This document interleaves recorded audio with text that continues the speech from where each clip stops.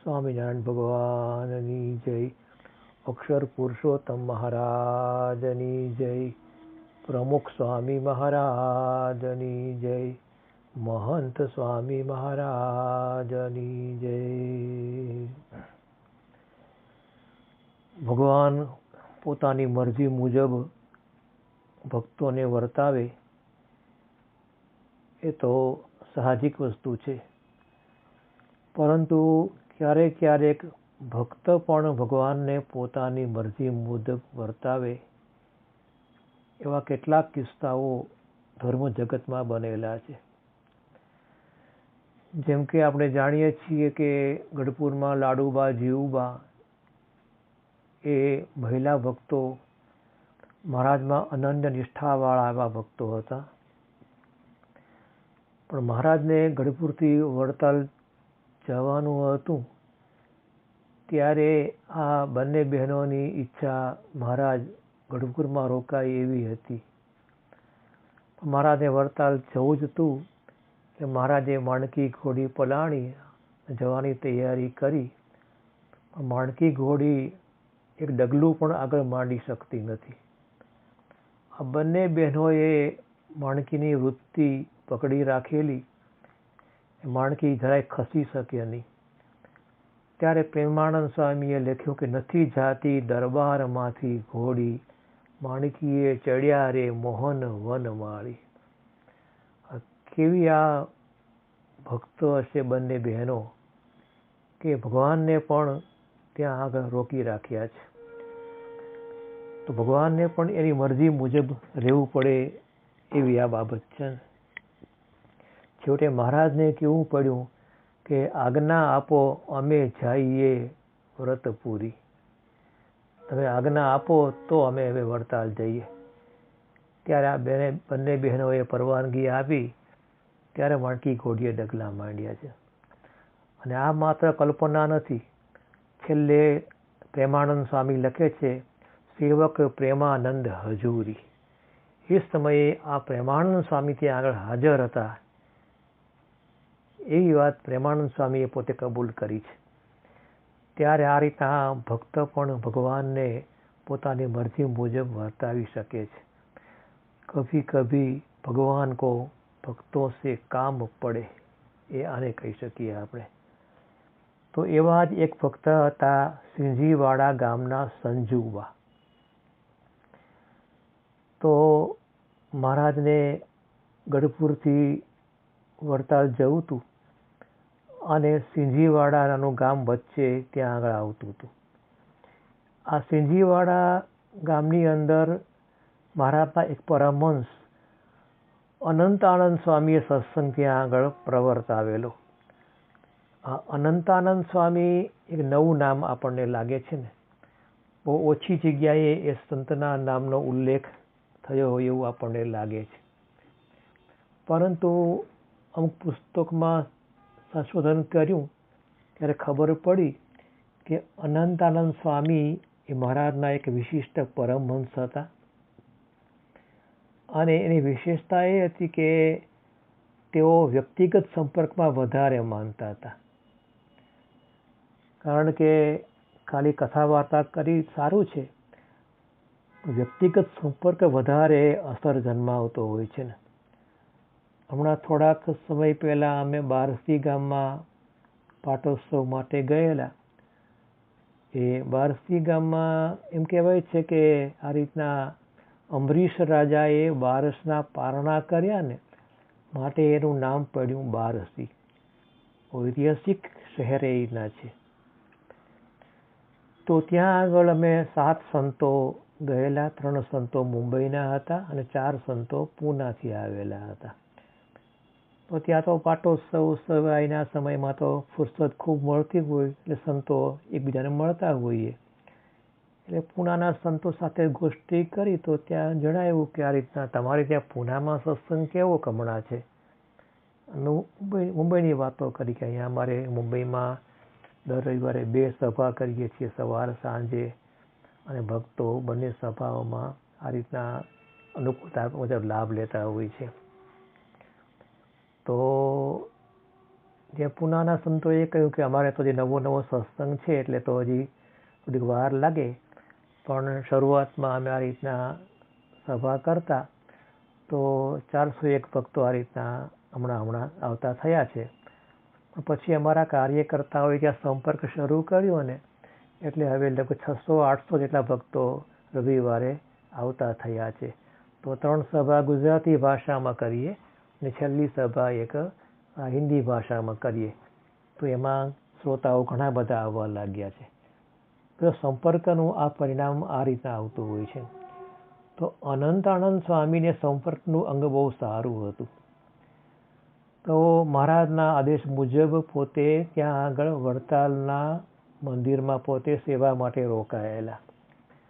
મંદિરનું બાંધકામ ચાલુ હતું ને એટલે 20 સંતો મહારાજે વડતાલમાં બાંધકામ માટે મોકલેલા હતા. એની અંદર આ અનંતાનંદ સ્વામી ત્યાં આગળ બાંધકામ બધું કામ કરતા હતા.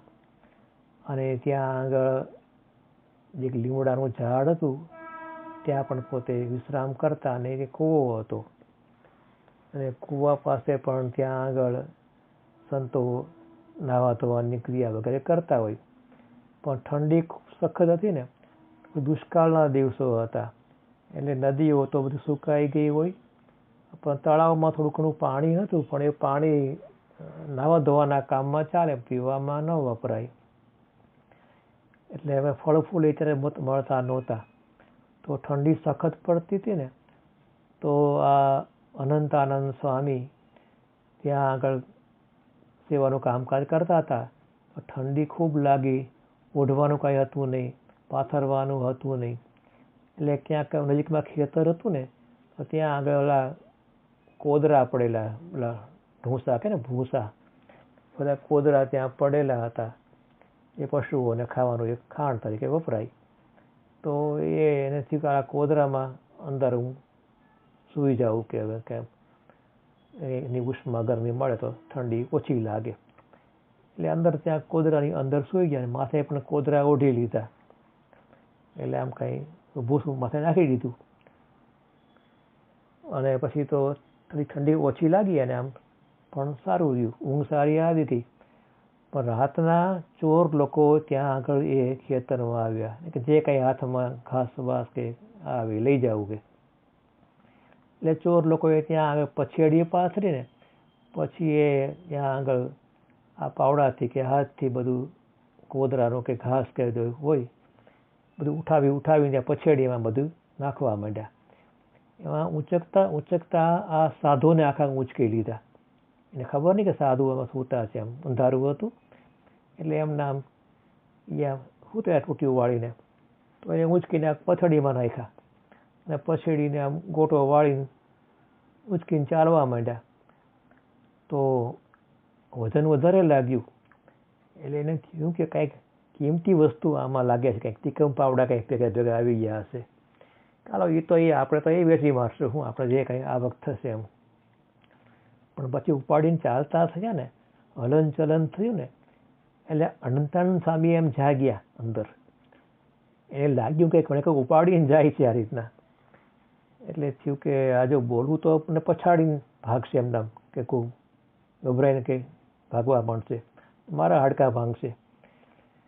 એટલે એને ત્યાં હળવેકથી બોલ્યા કે બાપા જે હોય તે ગાંસડી મૂકો તો જરાક હળવેકથી મૂકજો એમ કે. અવાજ પછડીમાંથી આવ્યો ને એટલે ઓલા ડરી ગયા કે ભૂત કે કોઈ ભૂત લાગે છે આમાં, બાપરે કે. એટલે એ પછડી નીચે મૂકીને ભાગવા માંડ્યા. તો બાજુમાં અદ્ભુતાનંદ સ્વામી આમ હતા, એ વડીલ સંત, સારા સંત, સેવાભાવી.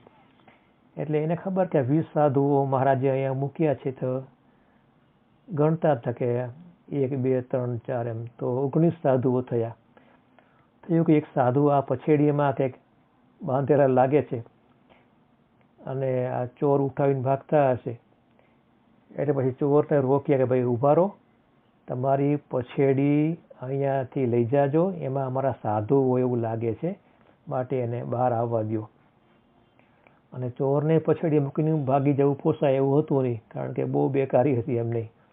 એટલે એ ઊભા રહ્યા અને આ રીતના પછેડી નીચે મૂકી અનંતાનંદ સ્વામી પોતે એ પછેડીમાંથી બહાર નીકળ્યા. તો આવી રીતના આવા કષ્ટો સહન કરીને આ સંતોએ આ મંદિરો બનાવ્યા છે. હવે એક પ્રસંગ અનંતાનંદ સ્વામીના જીવનમાંથી મળે છે. પણ આ અનંતાનંદ સ્વામીએ આ રીતના વ્યક્તિગત સંપર્ક કરીને આ સિંજીવાડા ગામમાં સત્સંગ કરાવેલો છે. તો સંતો જ્યારે સિંજીવાડા ગામમાં પધારતા ને ત્યારે આ સંતોના ઉતારાની વ્યવસ્થા છે, ભોજનની વ્યવસ્થા છે, એ બધી આ સંજુબા પોતે સંભાળતા હતા. પોતે મહિલા હતા પણ બહુ પોતે આમ દૂર રહ્યા થકા બધી સરભરા કરતા હતા. અને એમના પતિ જગરૂપ બારોટ એ અતિ શ્રદ્ધાવાન પોતે ભક્ત એ રીતના હતા. હવે એક વખત મહારાજને આ રીતના આ વડતાલથી ગઢડા તરફ જવું હતું કે ગઢડાથી વડતાલ જવાનું હશે, તો સિંજીવાડા ગામ કંઈક વચ્ચે આવતું હતું. તો મહારાજે બધા પાર્ષદોને કીધું કે ભાઈ સિંજીવાડા ગામ વચ્ચે આવે છે પણ ત્યાં કોઈ રોકાવાનું નથી, અને ત્યાં કાંઈક તળાવ કે હવાડા જેવું આવે ને તો ત્યાં આપણે ઘોડાને પાણી પાવાનું હોય તો પાઈ દેવાનું, પણ કોઈ ગામમાં અંદર નહીં જવાનું, કારણ કે બપોર પહેલાં આપણે ત્યાં ગરડે પહોંચી જવું છે. તો જે 8-10 દરબારો હતા કે 4-5 સંતો ભેગા હતા એ બધા ત્યાં આગળ ઘોડા પાવા માટે સિંજીવાડા ગામમાં થોડોક ટાઈમ રોકાય. ઘોડા પાતા હતા ને તો સત્સંગીઓને ખબર પડી કે મહારાજ આવ્યા છે, મહારાજ આવ્યા છે. એ બધા ભક્તો ત્યાં દર્શને આવવા માંડ્યા. ભક્તો કે મહારાજ કે ગામમાં પધારો ને, બધાને દર્શનનો લાભ મળે, સમાગમનો લાભ મળે. મારે કે ના, અમારે ગરડા ત્યારે પહોંચવાનું છે, હમણાં નહીં આવીએ. પણ ત્યાં આગળ સંજુબાને ખબર પડી કે મહારાજ બારોબાર જવા માગે છે. એટલે સંજુબા પોતે ઘૂમટો તાણીને સીધા ત્યાં આગળ માંડકી ઘોડીને પાસે પહોંચી ગયા. એનું ચોકઠું પકડીને સીધા ઘર તરફ દોરવા માંડ્યા. કેવા બહાદુરી ભાઈ હશે, કેવા ભાવવાળા હશે. એટલે મહારાજ જોઈ રહ્યા બે ઘડી, કે કે આ બાઈ કોણ છે, કે એને અટકાવો કે અમને ઉપવાસ પડાવશે આ રીતના. તે સંજુબા કે મહારાજ બહુ બોલવા નહીં હો, તમારે એનો ઉપવાસ પડે? સાધુઓ તો બહુ આધે ઊભા છે, એને નિયમ પાળવાના, તમારે ક્યાં આવા ઉપવાસ કરવાના છે રીતના? તમારે ક્યાં ઉપવાસ પડવાના? પણ બોલવાનું નહીં. તમને જો એમ તેમ જવાબ દે ને તો તમારા ભગત એટલે કે આ મારા પતિ જગરૂ બારોટ એ ખીજાય એમને, અને એમ કે તમે કેમ જવા દીધા મહારાજને, અને ઘરે ચાલો આ રીતના. એમ મહારાજ પતિના ભાવને વશ થઈને પાછા ગામમાં અંદરની ગયા. સંજુબાઈએ ભોજનની વ્યવસ્થા કરી, સંતોને જમાડ્યા, ભક્તોને જમાડ્યા. ત્યારે પછી મહારાજ બહુ રાજી થઈ ગયા કે વાહ, બહુ તમારો પ્રેમ ભાવ સંતો ભક્તો માટે છે, તમારા પર અમે રાજી થયા છીએ, તમારે કંઈ માગવું છે તો માગી લો, તમને અમે આપીશું. સંજુ કે મહારાજથી અત્યારે તો ઠીક છે, આપની દયા છે, આશીર્વાદ છે, પરંતુ હવે અમને વિચાર તો એ ઘણીવાર એવી રીતે આવે છે કે અમે હવે આધેડ વયના થઈ ગયા અને અમારે વૃદ્ધાવસ્થા આવવાની તૈયારીમાં છે, પણ કોઈ સંતાન અમારે ત્યાં હજી થયું નથી. તો ચિંતા રહ્યા કરે છે કે વૃદ્ધાવસ્થામાં અમારી સેવા કોણ કરશે, અમારું શું થશે, એવું મનમાં અવારનવાર થયા કરે છે. તો કંઈક આપ આશીર્વાદ આપો તો સારું. એ મહારાજ કે જાઓ કે આશીર્વાદ છે, તમને આ રીતના મોટી ઉંમરે પણ દીકરો થશે અને તમે એનું નામ પ્રભુદાસ એવું પાડજો. મહારાજના આશીર્વાદથી જેમ ત્યાં મહામુક્તનો જન્મ થયો, પુત્ર જન્મ્યો, એ પ્રભુદાસ એવું નામ એનું પાડ્યું. તો જો આવી રીતના આવા ભક્તો મહારાજના સમયમાં થયેલા છે.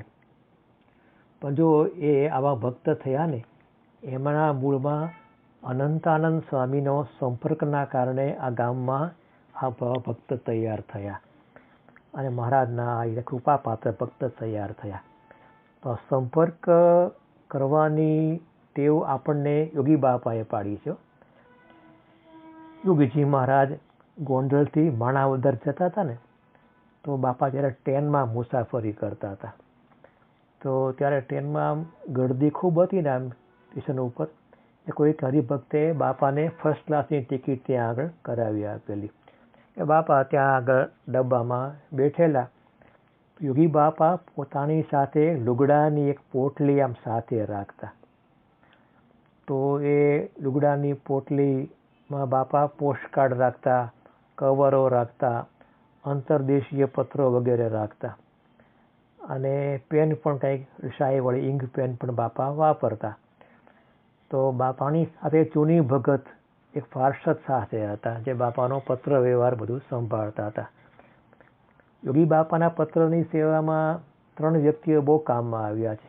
એક તો આપણા પૂજ્ય મોહન સાંઈ બાપા વિનુ ભગત ત્યારે પાર્ષદમાં હતા ત્યારે.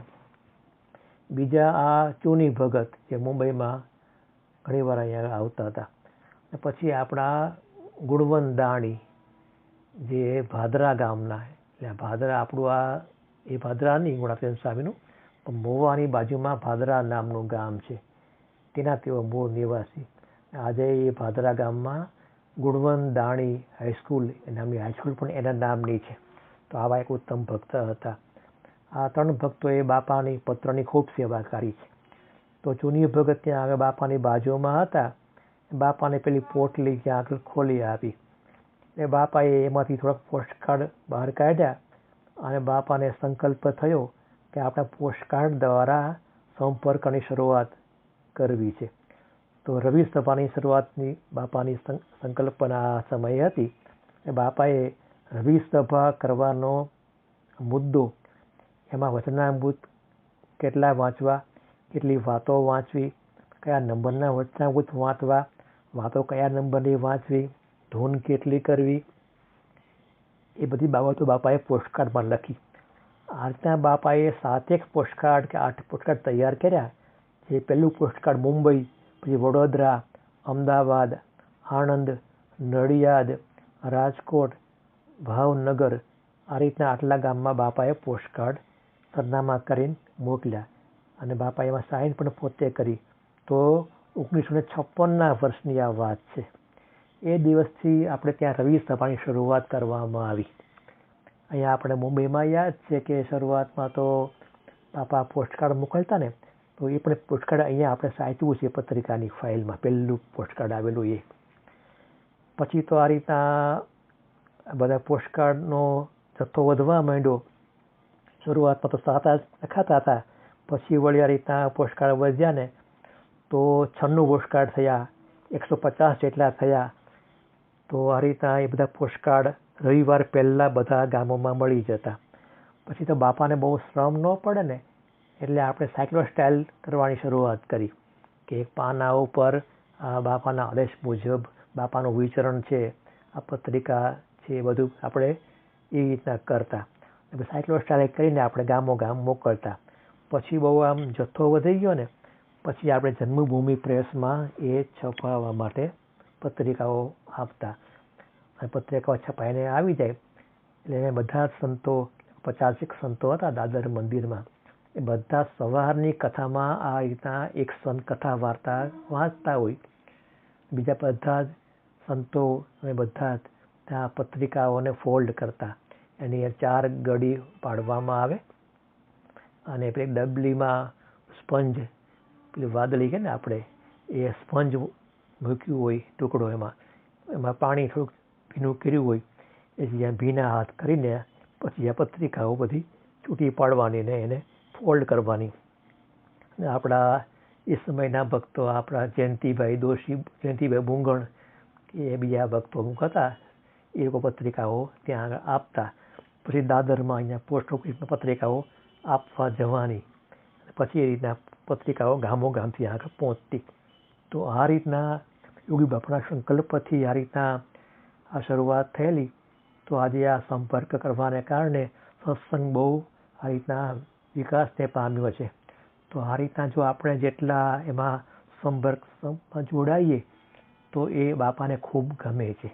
તો આ રીતના જેટલા આપણે એ કાર્યમાં આપણે જોડાયેલા રહીએ તો સત્સંગ ખૂબ વિકાસને પામે છે. બાપાનો અંતરનો રાજીપો આપણા સૌ ઉપર ઉતરે છે. તો આ બાપાનું આ કાર્ય છે.